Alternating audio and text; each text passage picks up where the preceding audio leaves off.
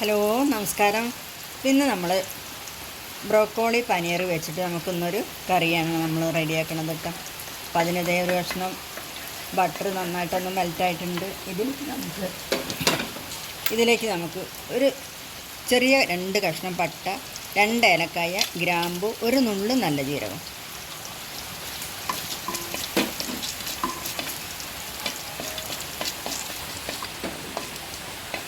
ഇതിലേക്ക് നമുക്ക് ഉള്ളി ഇട്ട് കൊടുക്കാം.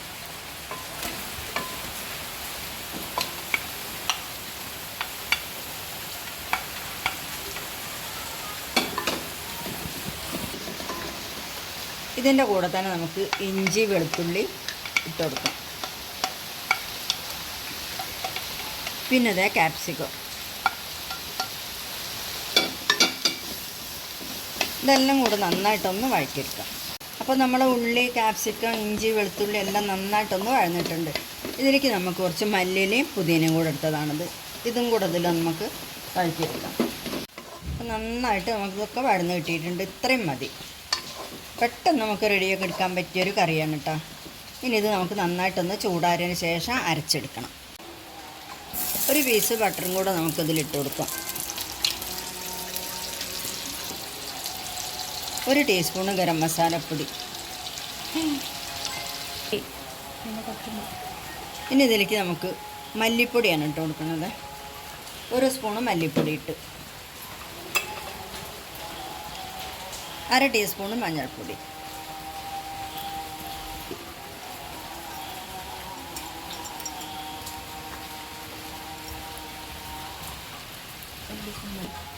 ഒരു ടീസ്പൂണ് ജീരകപ്പൊടി,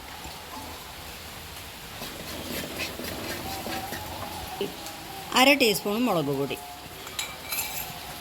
ഇനി നമുക്ക് നന്നായിട്ടൊന്ന് മിക്സ് ചെയ്യാം. അപ്പോൾ നമ്മളെ മസാല നന്നായിട്ടൊന്ന് റെഡി ആയിട്ടുണ്ട്. ഇതിലേക്ക് നമ്മൾ നേരത്തെ അരച്ചതാണിത്. നമ്മൾ വഴറ്റിയെടുത്തത് അരച്ചെടുത്തതാണ്. ഇപ്പോൾ നമുക്ക് ഏകദേശം നന്നായിട്ടൊന്ന് കുറുകി കിട്ടിയിട്ടുണ്ട്. ഇതിലേക്ക് നമ്മൾ അണ്ടിപ്പരിപ്പാണ് അരച്ചതാണ് ഇതിൽ ചേർത്ത് കൊടുക്കുന്നത്. ഇതിന് പകരം തൈര് ചേർത്ത് കൊടുത്താലും മതി. അപ്പോൾ ഇതിലേക്ക് നമുക്ക് കുറച്ച് പഞ്ചസാര, വളരെ കുറച്ച്, അതായത് ഒരു 1/4 ടീസ്പൂണ് ഇട്ട് കൊടുക്കാം. അപ്പോൾ നമ്മൾ ആ പഞ്ചസാര ഇതിൽ ചേർത്തത് ഒരു പ്രത്യേക ഒരു ടേസ്റ്റ് തന്നെയാണ്. അതുകൊണ്ടാണ് അത് ചേർത്ത് കൊടുക്കാം. അപ്പോൾ നമുക്ക് ബട്ടർ കുറച്ചും കൂടെ കൂടുതൽ ചേർത്ത് കൊടുക്കട്ടെ. അപ്പോൾ ഞങ്ങൾക്ക് കുറച്ച് മതി, അതുകൊണ്ടാണ് ഞാൻ കുറച്ച് ചേർത്ത് കൊടുത്തത്. ബട്ടർ ചേർക്കുന്നിടത്തോളം നല്ല ടേസ്റ്റ് ഉണ്ടാവും കറിക്ക്.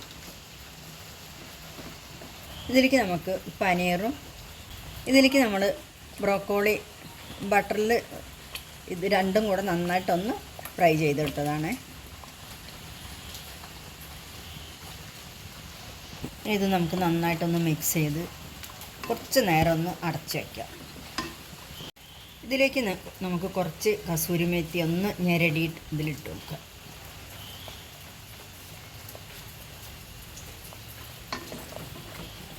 അപ്പോൾ നമ്മളെ പനീർ കറി റെഡിയായി. നല്ല സൂപ്പർ കറിയാണ്. എല്ലാവരും ഇതുപോലെ ഒന്ന് ട്രൈ ചെയ്യുക. അപ്പോൾ നമ്മളെ കറി നമുക്ക് ചപ്പാത്തിക്ക് പൊറോട്ടയ്ക്കാണ് ഏറ്റവും കൂടുതൽ ടേസ്റ്റ് കിട്ടുക. അപ്പം ഞങ്ങൾക്കിന്ന് ദോശയാണ്. അപ്പം ഞങ്ങളിന്ന് ദോശയുടെ കൂടെയാണ് കഴിക്കുന്നത്. അപ്പോൾ എല്ലാവരും ചപ്പാത്തിക്കും പൊറോട്ടയ്ക്കും ഒക്കെ കറിയൊന്നും ഉണ്ടാക്കി കഴിക്കുക. അപ്പോൾ നമ്മുടെ വീഡിയോ ഇഷ്ടമാണെങ്കിൽ എല്ലാവരും നമ്മുടെ കൂട്ടുകാർക്കൊക്കെ ഒന്ന് ഷെയർ ചെയ്ത് കൊടുക്കുക. സബ്സ്ക്രൈബ് ചെയ്യാത്തവരൊക്കെ ഒന്ന് സബ്സ്ക്രൈബ് ചെയ്യുക. തൊട്ടടുത്തുള്ള ബെല്ലൈക്കൺ പ്രസ് ചെയ്യുക.